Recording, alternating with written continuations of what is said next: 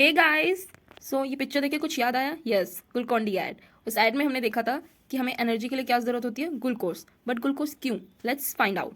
There is a process in our body in the organisms is called glycolysis. So in this video or the upcoming lectures, we are going to discuss about glycolysis, shuttle systems, and pathway connected to the glycolysis. So what is glycolysis? Glycolysis means splitting of glucose, the breakdown of glucose. So here you can see that glucose in presence of oxygen is converted to carbon dioxide, water, and energy. Let's find out how. So carbohydrates are the major source of energy of the living cells. Why? Because they provide fuel for the metabolic processes.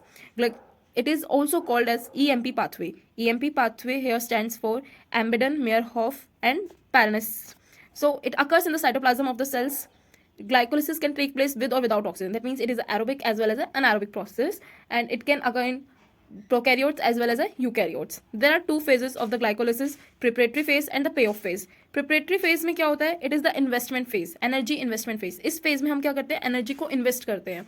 जैसे देखो, glucose will convert into the glucose 6 phosphate.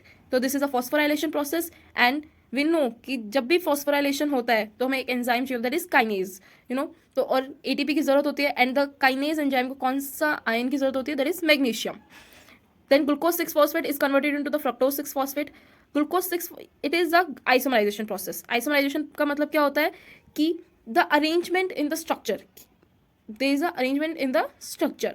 Then fructose 6-phosphate will convert into the fructose 1,6-bisphosphate. अब ये भी phosphorylation है, यहाँ पे भी हमारी ATP यूज होगी, and the magnesium ion will be used. Then fructose 1,6-phosphate, it will give 2 triose sugar. Triose sugar कौन सी होती है हमारी? जो शुगर 3 कार्बन एटम से बनी होती हैं उनको हम बोलते हैं triose.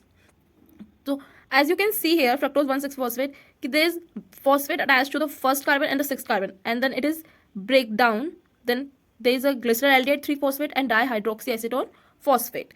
Now the dihydroxyacetone will also convert into the glyceraldehyde process with the help of triose phosphate isomerase. That means it is also an isomerization process.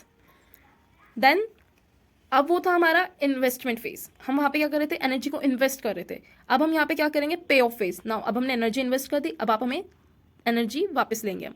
जैसे देखो, अब जो हमारे वहाँ पे देखा था हमने, ग्लिसरल 3-phosphate था. हमारे पास वहाँ पे कितने मॉलिक्यूल्स ऑफ ग्लिसरल 3-phosphate थे? 2 मॉलिक्यूल्स थे.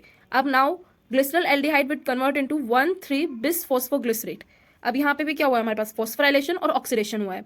तो यहाँ पे NAD प्लस कन्वर्ट हो जाता है NADH plus H positive ion में. यहाँ पे 2 इसलिए हैं क्योंकि वहाँ पे 2 मॉलिक्यूल्स थे हमारे ग्लिसरल 3-phosphate के, और हमें पता है कि यहाँ पे अभी ATP की जरूरत है, PI. Then 1,3-bisphosphoglycerate is converted into the 3-phosphoglycerate. अब एक फॉस्फेट ग्रुप कम हो रहा है, तो ये हो गया हमारा डीफॉस्फोराइलेशन हो रहा है. तो अब यहाँ पे एक फॉस्फेट ग्रुप हट रहा है, अब वो फॉस्फेट ग्रुप जाएगा कहाँ? तो ADP उस फॉस्फेट ग्रुप से कंबाइन करके क्या बना लेता है? ATP. There is also a kinase, तो यहाँ पे भी हमारा मैग्नीशियम आयन प्रेजेंट होगा. Then 3-phosphoglycerate will convert into 2-phosphoglycerate. अब यहाँ पे क्या हो रहा है? सिर्फ जो फॉस्फेट ग्रुप है वो 3rd कार्बन से कौन से कार्बन पे शिफ्ट हो रहा है? 2nd कार्बन पे. तो it is also isomerization process. Then 2-phosphoglycerate will convert into phosphoenol pyruvate. ये हमारी क्या होती है? एक डिहाइड्रेशन प्रोसेस है.